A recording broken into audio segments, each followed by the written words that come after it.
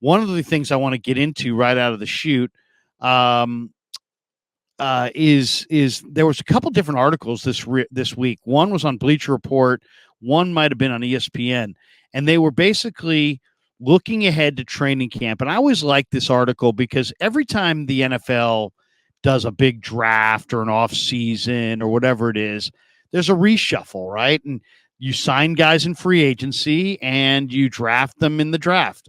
And then sometimes there's uneven rosters. Like maybe you signed somebody, maybe you didn't sign somebody in the draft or get a player in free agency, but you still have a need at a certain position. Or maybe you drafted a guy, but he got hurt. Or maybe you signed a guy and you drafted a guy and you signed a guy after the draft, and all these guys came of age, and now you've got greater depth than you need, and you'll see teams trade guys and cut guys every year that are a surprise. Every year you go, wow, that guy got cut, or this guy got traded. They got rid of this guy. They gave up on that guy. And it's always like, sometimes they're good football players. And just because it doesn't go well in your first stop does not mean that the career is over. Marshawn Lynch was drafted by the Buffalo Bills. He was a far, far better player in Seattle than he ever was in Buffalo. And the league in the last 20, 25 years is littered with examples like that, where a guy was pretty good maybe in his first stop and then became very good in his second stop. Steve Young wasn't very good in Tampa.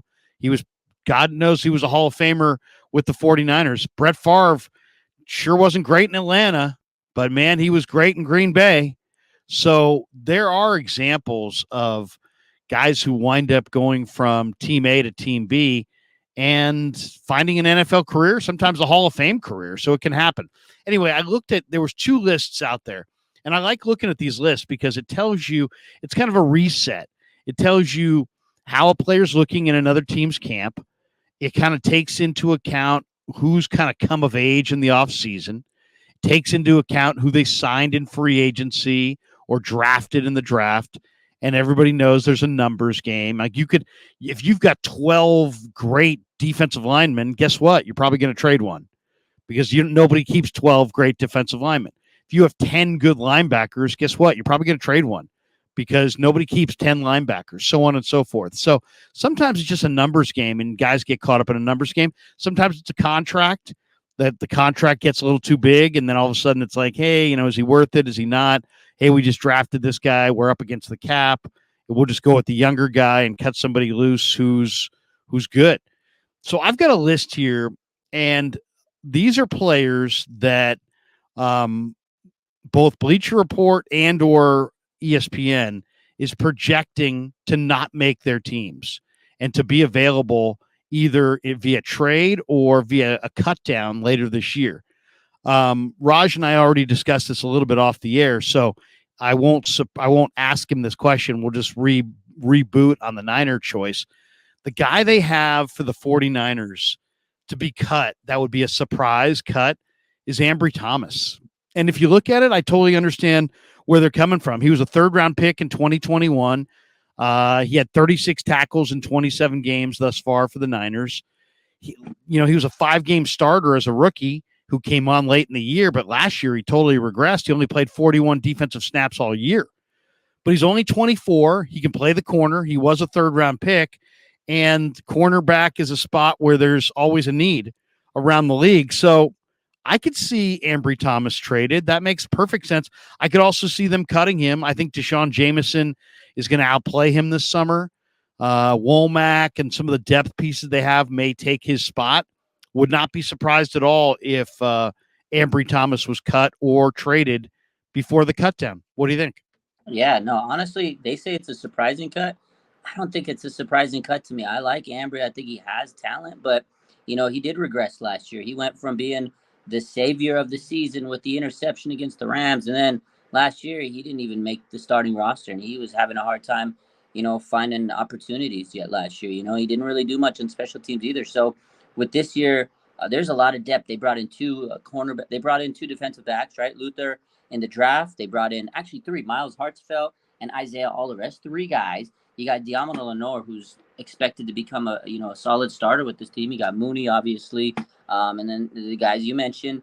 There's just a lot of depth on this team, and I don't know if Ambry Thomas is going to be good enough to make it. I mean, this is his third year. It's make or break.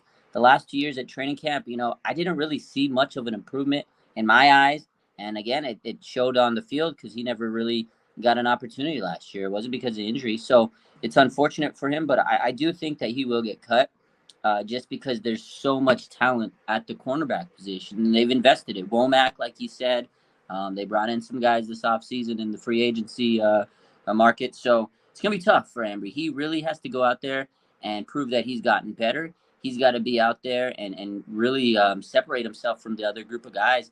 And they're younger, they're going to be hungry. So preseason games are going to be very, very critical for the secondary. That's going to be a battle that I'm excited to see because there are so many good cornerbacks on this team, potentially, with the younger guys. So, yeah, I think they hit the nail on the head on that one. I could see him definitely getting cut. And maybe, like you said, he goes to another team and gets an opportunity, and maybe he could be a Hall of Fame player somewhere like Steve Young did. But I don't know. I just don't. Yeah, you don't. I mean, it's anything could happen. I mean, it's football. I mean, they could show up on the first day. Two guys could get hurt. Ambry Thomas could play great, and he could be a starter week one.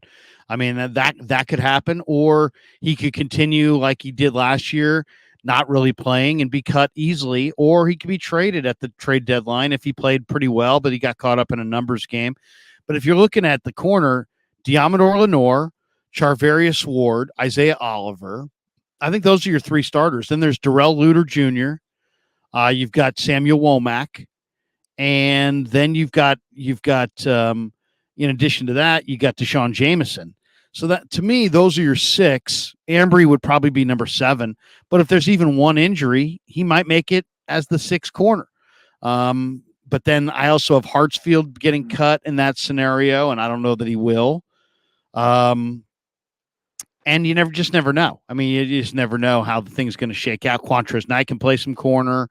There's other guys who have played corner. Taylor Hawkins played corner at San Diego State, and there's always the chance to grab somebody else in a cut down. Nicholas Federico says, Larry, ask Raj if he remembers the Trey Lance, is that Trey Lance TL cake my wife had made for our wedding rehearsal dinner. Was his jersey in fondue with cannoli cake inside? Sent it to Trey Lance, North Dakota teammate who sent to Lance. He loved it. Raj, can you fill us in on what Nicholas Federico is describing here? Just like you said, Trey Lance cake. They put it in. He had like a 49er wedding, basically a 49er themed wedding. It went all out. And okay, cool, very cool. I like that.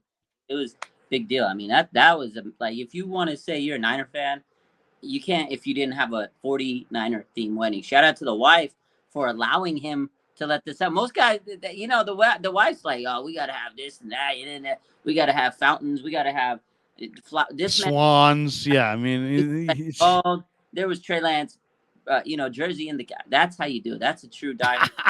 You better